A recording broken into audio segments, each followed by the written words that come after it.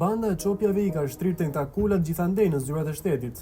Megjithëse janë goditur nga aspakt, njerëzit e tyre vazhdojnë të marrin tendera, të pastrojnë paratë e drogës dhe të ngrenë resorte me paratë e krimit. Ndërsa hetimet zvarriten 2 vjet pas arrestimit të Darin Gëzdarit dhe Arlinda Markut për pastrim të parave dhe lidhje me bandën e çopjave, kompanitë e tyre vazhdojnë të marrin tendera. Nga një veprim rutinë I Agjencisë së Prokurimit Publik më 2 mars 2026, mësojmë se kompania IPS e Darin Gëzdarit është përjashtuar për 1 vit nga pjesëmarrja në tendera. Vendimi është marrë pas denoncimit të operatorit të sistemit të transmetimit ku Gëzdari kishte paraqitur të dhëna të rreme.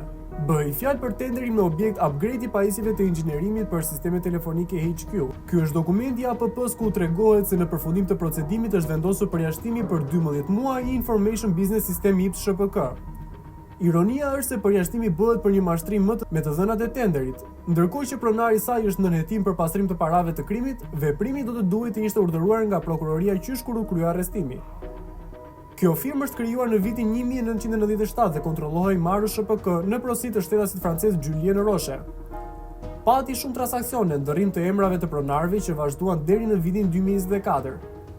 Në këtë kohë kompania kaloi 100% në porosi të Darin Gëzdarit. Kompania ka marrë gjatë 2 viteve të fundit 15 kontrata publike, kryesisht nga bashkitë.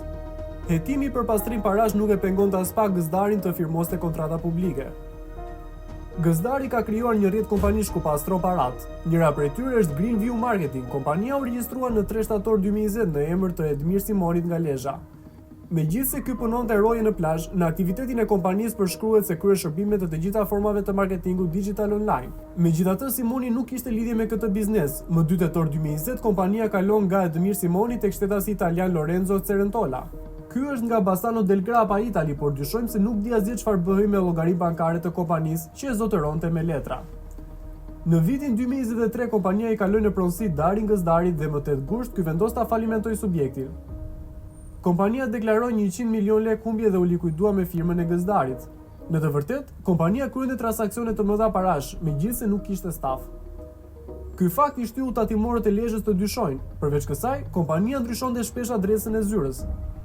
Tatimet morën vendim për kontroll të thelluar. Në përpjekjen e fundit për kontroll, administratori Gëzdari kishte njoftuar drejtorinë rajonale tatimore se ishte në gjendje shumë të rëndë shëndetësore, duke synuar sërish shtyrjen e inspektimit. Tatimet bën kallëzim në prokurorinë e Tiranës dhe kështu nisën hetimet mbi Greenview Marketing. Kompania kryente miliona euro shitje dhe nuk kishte asnjë pajisje informatike ose makineri. Megjithatë, firma ka arritur të kryejë shitje elektronike në shumën mbi 1 miliard lekë të reja në periudhën 2021-2022. Sipas të dhënave të siguruara nga hetimi, rezulton se janë rreth 30 shoqëri të huaja, të gjithë të përfshirë në aktivitetin e basteve sportive ose të lojrave online që kanë kryer pagesa në favor të shoqërisë shqiptare Greenview Marketing. Sipas bilancit të vitit 2021, shoqëria deklaronte se kishte kryer shitje shërbimi për kompanitë e basteve në vlerë mbi 990 milion lekë të reja. Në pasurën financiare të vitit 2022, sipas deklarimit të shoqërisë, rezulton se ajo ka shitur shërbime në shumën e rreth 50 milion lekë të reja. Pjesa më e madhe e këtyre parave transferohet në vendet offshore, ndërsa shumë të tjera në vlera nga 10 deri në disa qindra mijë euro kalojnë në llogaritë personale të ortakut Darin Gëzdari. E njëjta skem edhe për Arlinda Markun, ortaken e Gëzdarit. Për prokurorinë e Tiranës, kompania Greenview Marketing dyshohet se ka funksionuar për pastrimin e parave. Shoqëria ka lëshuar faktura fiktive për llogaritë e kompanive të huaja të basteve, duke mos kryer asnjë shërbim dhe duke mos ushtruar aktivitet ligjor, si dhe më pas ka transferuar parat në llogari offshore. Kjo është lista e kompanive për të cilat janë lëshuar faktura shërbimi.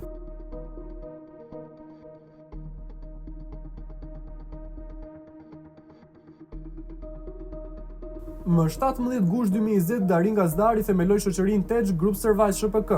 Subjekti do të kishte si objekt import-eksport dhe tregtim të gjithë pajisjeve elektronike të sistemeve të teknologjisë së informacionit. Kapitali themeltar ishte 100 lekë. Vetëm një muaj më pas, më 25 shtator 2020, Darin Gëzdari ja shet kompaninë italiane si Denis Zanone. Për koincidencë, edhe ky është nga Bassano del Grappa Italy. Më 3 janar 2023, Zanone ja kthen kompanisë Denis Gëzdarit dhe bën një akt shitje. Firma deklaronte një xhiro vjetore modeste prej 23 milion lekësh. Çuditërisht, më 1 shkurt 2023, kompania u kalua në falimentim dhe u likuidua. Ndërsa më 26 gusht 2020, Arlinda Marku nga Lezhë regjistroi në Tiranë shoqërinë New Access Solutions SHPK. Sapo kaloi një muaj më 30 shtator 2020, Marku ja shet firmën shtetases italiane Luciano Vascan. Megjithatë, administratori i shoqërisë qëndroi Arlinda Marku deri në dhjetor 2022. Kompania deklaronte vetëm humbje, por kryente transaksione me qindra milion lek. Në vitin 2022, kjo firmë rezultonte me 16 milion lek humbje, sipas bilancit vjetor të deklaruar. Më 3 janar 2023, Luciana ja shet kompaninë Darin Gëzdarit. Më 1 shkurt 2023, Gëzdari kryen veprimin e zakonshëm, falimentimin e kompanisë. Pas italianëve, Darin Gëzdari do të përdorte 3 persona të një familje nga Mali Zi, me qëllim krijimin e firmave të reja. Edhe këto duheshin për pastrimin e parave. Më 1 shkurt 2021, shtetasi nga Podgorica Mali të Zi, Zoran Barovic, themelon kompaninë Hyperdrive Service. Më 3 janar 2023, kur ja shet shoqërinë Darin Gëzdarit, kompania ishte me 13 milion lek humbje. Ky e falimenton me njëherë në 1 shkurt 2023. Ndërsa kompania New Moon Service e regjistruar në të njëjtën ditë u vendos në emër të familjares së Zoranit, shtetasis malazeze nga Dragisa Barovic. Më 3 janar 2023, pasi mbaroi misionin, firma kaloi në emër të Darin Gëzdarit dhe më 1 shkurt 2023 kompania kaloi në likuidim. Ndërsa më 17 shkurt 2021 nga i biri i Dragisës, Savo Barovic, u regjistrua në Tiranë kompania Red Rich Marketing SHPK. Vihet re një fantazi krijuese në vendosin e emrave të kompanive. Aktiviteti i saj përfshinte konsulencë në fushën e marketingut, duke përfshirë të gjitha format e marketingut digital online. Më 13 janar 2023, kompania e shitet Darin Gëzdarit dhe ky e likuidon më 1 shkurt 2023. Të gjitha shitblerjet janë bërë me vlerën e 100 lek, pavarësisht se kompania kanë bërë transaksione miliarda lek. Të kujt janë paratë e këtyre transaksioneve? Pika lidhëse me paratë e drogës të bandës Çopjave është Klajdi Merkaj. Më 27 mars 2018, Klajdi Merkaj regjistroi firmën Multi Service Group. Më 1 shkurt 2020, emërohet administratore Arlinda Marku, njëkohësisht i transferon 50% aksioneve. Pas zgjatur shumë, më 31 korrik 2020, Merkaj i shet Markut edhe gjysmën tjetër të aksioneve. Klajdi Merkaj u arrestua më 17 tetor 2024 si pjesë e bandës Çopja të Elbasanit në rolin e transferuesit dhe pastruesit të miliona eurove që siguronin 2 vëllezërit Hajdar e Franz Çopja nga trafiku ndërkombëtar i drogës. Prokuroria e kryeqytetit njoftoi në 20 dhjetor 2024 arrestimin e Gëzdarit dhe një bashkëpunëtorie të tij, Arlinda Margu. Akuzoheshin se kanë kryer veprat penale të fshehjes së të ardhrave dhe pastrimit të produkteve të veprës penale.